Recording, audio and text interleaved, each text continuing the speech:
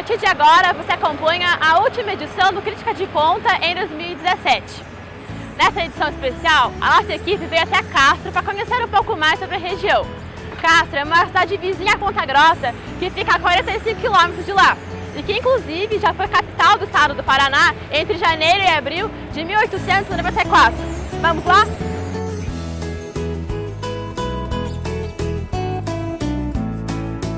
Quem não sabe cavalgar não é dos Campos Gerais. Só quem tem alma campeira na lida se satisfaz. Sai o dia e vem a noite pra despertar a paixão. Lá no rancho uma morena faz a ronda do coração. Lá no rancho uma morena faz a ronda do coração.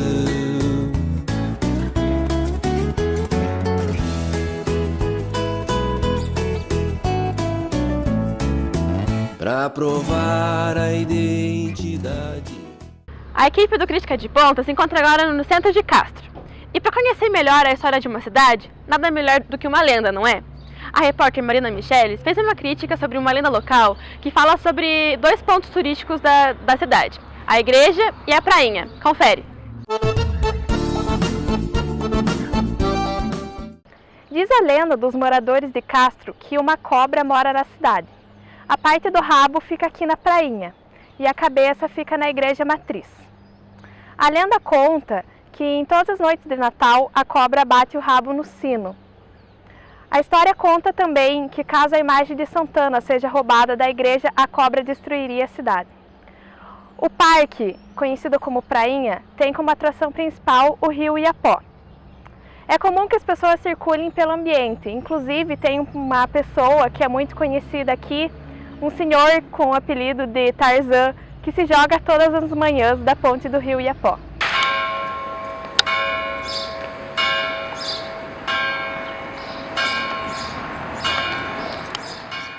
Já a igreja mais antiga da cidade, conhecida como Matriz Nossa Senhora Santana, tem dois lustres doados por Dom Pedro II e um sino de bronze rachado ao meio, em comemoração ao fim da Segunda Guerra Mundial. A igreja matriz e a prainha ficam localizadas no centro de Castro e são uma ótima opção para se inserir no roteiro de visitação à cidade. Agora, a gente confere a crítica da repórter Fernanda Martorelli, que fala sobre o Cine Plaza, um cinema que existiu há um tempo atrás aqui na cidade, mas que agora não existe mais, porque onde era sua sede é lugar agora de uma agência bancária.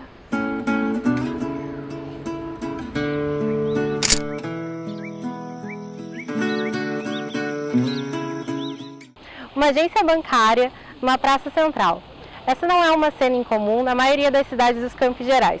Se não fosse pelo fato de que essa agência está ocupando o prédio do primeiro cinema de Castro, o Cine Plaza. O Cine Plaza foi inaugurado em setembro de 1958, na década de ouro do cinema e da TV. O cinema operou por cerca de 30 anos e depois foi tombado como patrimônio histórico. Durante o período em que ele funcionava, ele movimentou muito a cidade de Castro, era um dos locais mais frequentados. O arquiteto responsável pela estrutura do cinema é também o responsável pela Ópera de Arame, atração turística de Curitiba. Em 2017, tantos anos de memória e história deram agência a essa agência bancária. A Sicredi, que é essa instituição financeira, alega que preservou os elementos originais do cinema, como a sala de projeção, que hoje é um espaço cultural. A fachada original também permanece, mas a modernidade da reforma causa um certo desconforto, especialmente numa praça onde tantos prédios originais e históricos estão mantidos intactos. Atualmente, o serviço de cinema aqui de Castro é oferecido pelo Cine Plus. Você pode conferir os horários no site.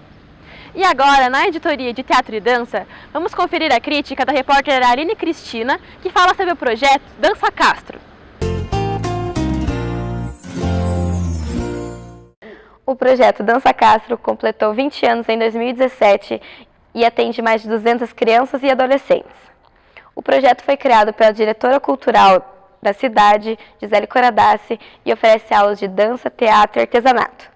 As turmas fazem apresentações em eventos da cidade, como acontece na mostra de dança e no espetáculo de Natal. Para fazer parte do projeto, é necessário apenas estar matriculado em uma escola. A faixa etária vai de 5 a 17 anos para meninas e 8 a 17 anos para meninos. Não é realizada uma seleção para entrar no projeto, é apenas necessário fazer a matrícula. O projeto, que foi criado em 1997, tem um cunho social de incentivar a prática de exercícios entre jovens. O projeto Dança Castro tem o apoio da Prefeitura Municipal da cidade e da comunidade.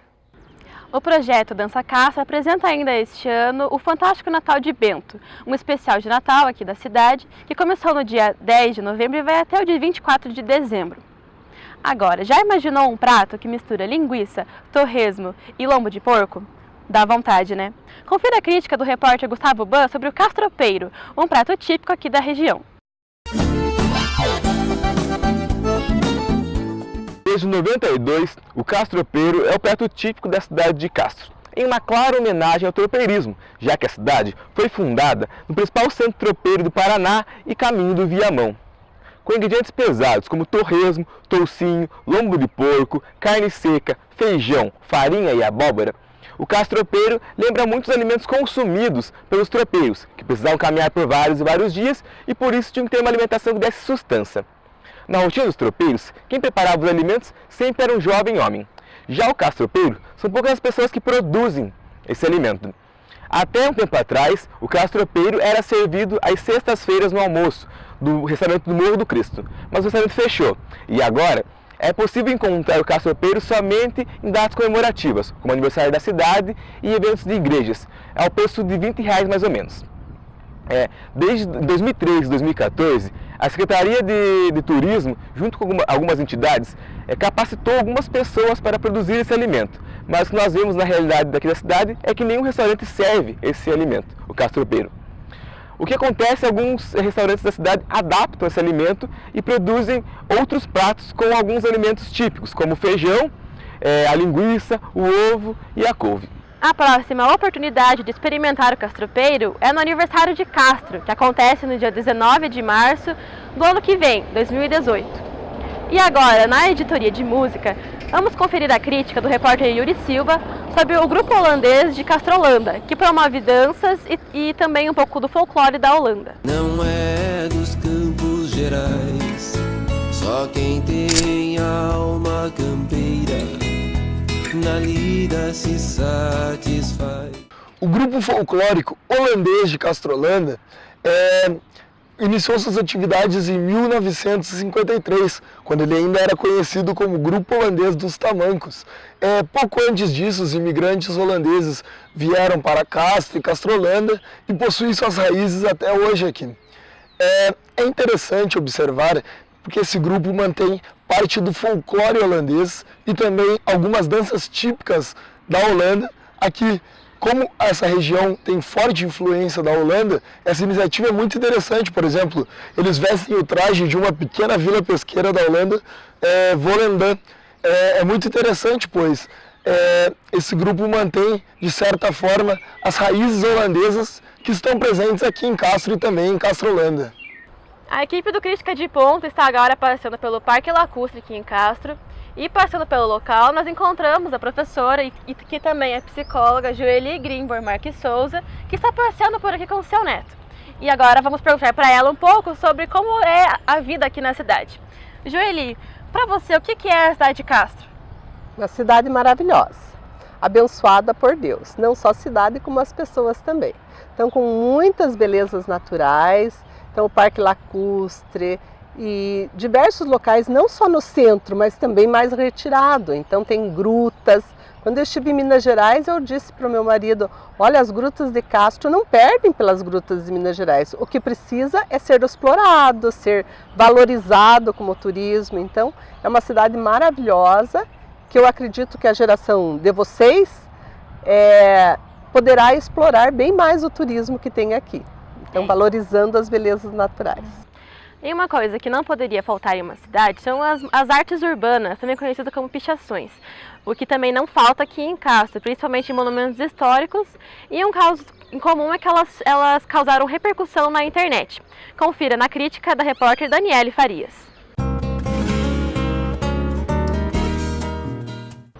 Pichações, grafites ou apenas escritos em muros. Independente da forma como eles são chamados, sempre representam uma manifestação cultural, que divide opiniões. Para alguns, esse tipo de manifestação cultural é uma depredação ao patrimônio. Teve jornal aqui no município de Castro que até chegou a dizer que esse tipo de manifestação era um ato de mau gosto. Outros, contudo, defendem que é uma manifestação em que retratada a arte, com aspectos culturais muito fortes, como se fosse uma galeria a céu aberto. Aqui no município de Castro, esse movimento ele se intensificou com algumas imagens que foram publicadas na internet dos escritos em muros e que rodaram o Brasil e até possivelmente em outros países também. Contudo, o município, alguns anos atrás, ele criou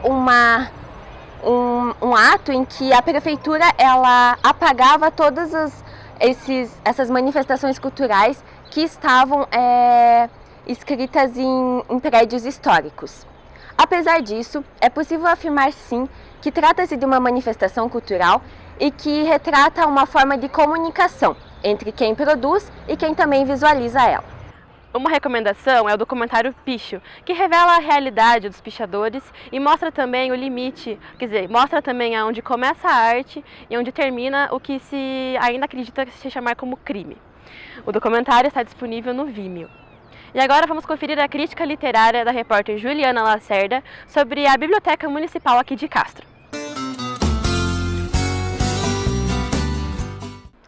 A Biblioteca Pública Municipal de Castro foi fundada no dia 11 de agosto de 1941 e conta com um acervo de mais de 11 mil livros. Dentre eles estão literatura brasileira, literatura infantil, gibis e outros tipos de livros. O público que frequenta aqui a biblioteca é classificado entre estudantes, moradores da cidade de Castro e recebe também visitas de leitores de outras cidades aqui da região. A Biblioteca Pública aqui de Castro, ela, além de ser um local para partilha de conhecimento através da própria literatura e leitura, oferece também a promoção de eventos, de oficinas e de festas temáticas, várias atividades que se diferenciam e se distanciam um pouco somente da literatura. Um exemplo foi a oficina ministrada pela escritora Cléo Bussato, que teve o objetivo de melhorar o atendimento dos funcionários aqui da biblioteca, para o atendimento à comunidade. Foi aberta também para todas as pessoas aqui da cidade. A equipe do Crítica de Ponta está agora na Biblioteca Municipal de Castro. Estamos aqui com a coordenadora da biblioteca, Caroline, e vamos perguntar para ela agora qual que é a importância que a biblioteca desempenha, qual que é a importância que uma biblioteca pública desempenha para a comunidade. Então, as bibliotecas públicas, elas são um espaço público mais próximo da comunidade, porque é o local que qualquer pessoa pode entrar. E ela pode ter vários tipos de serviços, né, atendidos dentro da biblioteca, não apenas a questão de empréstimo de livros e pesquisa escolar, como vários outros também, como orientação de currículo, como orientação dentro da comunidade, onde fica tal setor, né, para ela ser atendida, onde ela pode pesquisar alguma coisa pela internet. A gente também faz esse tipo de orientação, inclusive pelo Facebook, a gente também atende as pessoas por telefone. Então é um lugar que ela está aqui para ouvir as pessoas e saber quais as necessidades. Ela é o espaço mais próximo da comunidade mesmo. Uhum. E como que a Biblioteca Pública de Castro vem desempenhando esse papel aqui? Então, a gente tem um espaço aqui que por muito tempo ele acabou servindo só como pesquisa escolar, E a biblioteca pública, no geral, as bibliotecas públicas, elas estão numa crise de identidade, porque agora as bibliotecas escolares estão mais fortes. E antigamente era o papel da biblioteca pública fazer essa relação da pesquisa escolar, né? E agora a biblioteca pública não faz mais isso. Então, se você for ver bibliotecas públicas em outros lugares, como Curitiba, até mesmo Ponta Grossa, há uma programação cultural. Então, nós estamos procurando trazer isso para a biblioteca, né? E também agora a gente está participando de um programa, né, do Conecta Biblioteca, e esse programa está nos dando ferramentas para que a gente consiga chegar até a comunidade, saber o que eles querem, procurar parcerias e, inclusive, captação de recursos. Eu tive uma reunião online ontem do Conecta sobre isso, para a gente poder saber como fazer isso aqui na biblioteca. Então, esse é o caminho que a gente está percorrendo para conseguir participar mais ativamente da comunidade e suprir as necessidades, não só de informacionais e educacionais, e também como culturais da comunidade. E uma função social também. A biblioteca desempenha essa função também. A biblioteca funciona das 8 às 11 na parte da manhã e das 1h30 às 5h15 na parte da tarde. Agora, vamos conferir a crítica da repórter Ana Luísa Vaguete sobre o programa policial apresentado por Zé da Cunha. Confere! Do religioso ao policial. O programa Zé da Cunha, transmitido pela Rádio de Castro, é líder em audiência aqui na cidade. O repórter traz notícias locais, uma programação policial, boletins de ocorrências, entrevistas e o foco principal é a interação com o público. O programa ele começa com músicas religiosas, mas não demora muito para começar as notícias, que vão desde assalto, furto, roubo, crimes, acidentes e todas as tragédias gerais que acontecem na cidade. No programa é permitido que as pessoas liguem para a rádio e interajam com o próprio apresentador. Normalmente as pessoas ligam para falar de problemas no bairro, na cidade, denunciar alguns acontecimentos ou ainda fazer pedido de emprego ou oferecer algum tipo de serviço. Mas essa interação com a comunidade não acontece só na rádio, já que até através do Facebook, o próprio Zé da Cunha ele tem uma página onde ele consegue interagir com as pessoas e também fazer publicações a respeito desses boletins de ocorrências e dessas notícias policiais. A relação entre o rádio jornal e a política também não é diferente aqui na cidade de Castro, já que o repórter Zé da Cunha, ele já foi vereador da cidade e também candidato várias vezes. Então é muito notável essa referência que o próprio repórter tem aqui no município. Além disso, o apresentador ele acaba sendo um ícone aqui para a cidade e uma pessoa de grande prestígio, principalmente para os moradores mais antigos, que acabam até se guiando pelo próprio programa, por ele acontecer na hora do almoço e servir um pouco de referência para essas pessoas. O programa policial Zé da Cunha vai ao ar de segunda a sexta, do meio-dia a 1h30, na Rádio Castro. De volta a Ponta Grossa, vamos relembrar outras críticas produzidas aqui no curso de jornalismo da UEPG que também trouxeram Castro como tema. Em 2009 é possível encontrar algumas críticas que trouxeram a cidade como tema, como na crítica no ar O Amigo do Rádio, que faz uma crítica a respeito do programa policial apresentado por Zé da Cunha, assim como a repórter Ana Luísa Vaguete fez para essa edição do Crítica de Ponta. Além disso, outra crítica relembra a história holandesa da cidade, fazendo um comentário a respeito de Castrolanda. E por fim, uma outra crítica que se encontra nesse arquivo é uma que fala a respeito de um especial realizado pelo Jornal da Manhã, que fala sobre a cidade de Castro, chamado Revista Castro. Essas críticas podem ser acessadas em seu formato de texto, porque infelizmente o seu formato em vídeo ainda não está acessível, mas podem ser acessadas pelo link criticadeponta.blogspot.com.br. Ainda nessa busca por críticas de mídia e estudos sobre a crítica, a equipe encontrou e recomenda também para o público o livro A Função da Crítica, do autor Terry Eagleton, que é um importante crítico com relevância na área, que é original do Reino Unido e que atualmente leciona em diversas universidades pela Europa e pelos Estados Unidos também. E nesse livro o autor defende a tese de que a crítica perdeu a sua função social e que é algo que está restritamente ambientado na parte interna das academias. E falando sobre crítica de mídia produzida em academias, a equipe também recomenda alguns produtos laboratoriais produzidos em algumas universidades que se dedicam à crítica de mídia, como o Observatório da Ética Jornalística da Universidade Federal de Santa Catarina, que é uma parceria entre o Departamento de Jornalismo e o programa de pós-graduação também da universidade. Esse projeto se dedica aos estudos específicos de ética jornalística, crítica de mídia, identidade profissional, além de outros temas também. E o projeto pode ser acessado pelo link objetos.wordpress.com.br. Outro exemplo também que a gente encontrou sobre crítica produzida em universidade é a revista Crítica Cultural, produzida pela Universidade do Sul de Santa Catarina, que é feita em parceria com professores e colaboradores e se dedica à crítica cultural. A sua periodicidade é semestral e pode ser acessada pelo link.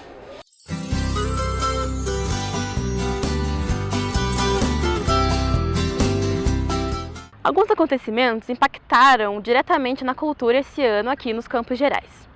Vale relembrar aqui ainda em Castro a Casa da Cultura, que teve de ser restaurada após uma parede desabar, ainda no mês de setembro desse ano. O ponto foi tombado ainda nos anos 90 devido ao seu valor arquitetônico e também ao seu valor histórico, devido ao fato de ser o primeiro jardim de infância do Brasil.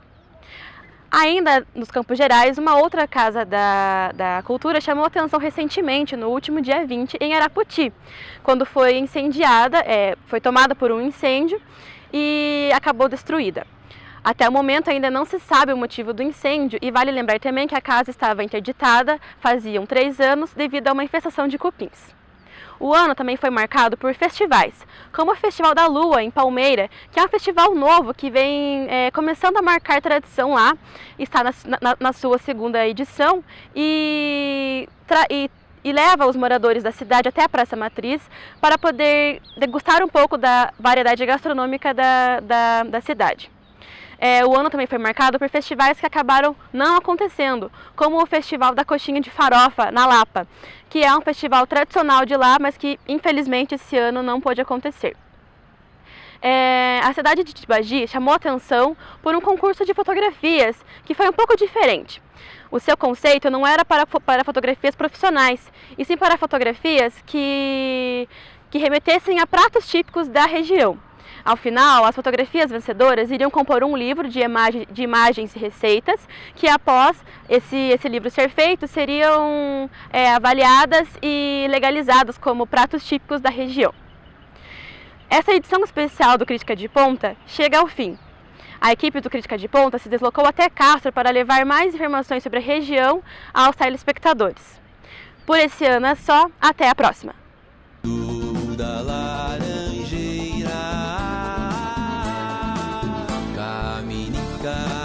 Camine, erva mate, missioneira, missioneiro da Guapi.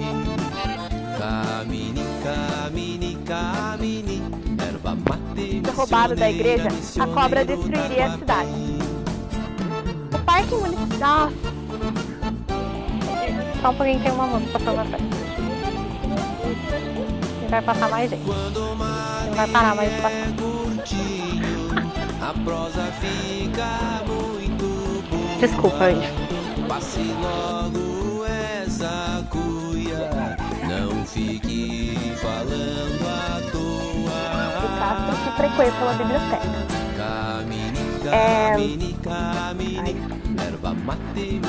Confira a crítica do... Ai, cadê? Camine, camine, camine, erva mate, missioneira, missioneiro da Guapi.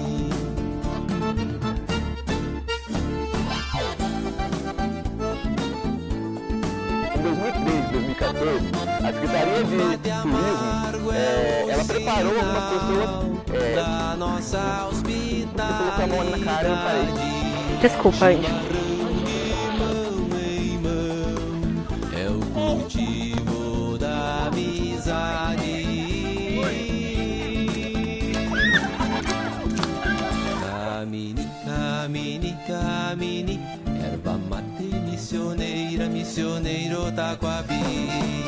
Camine, camine, camine, erva mate missioneira, missioneiro Taquabi.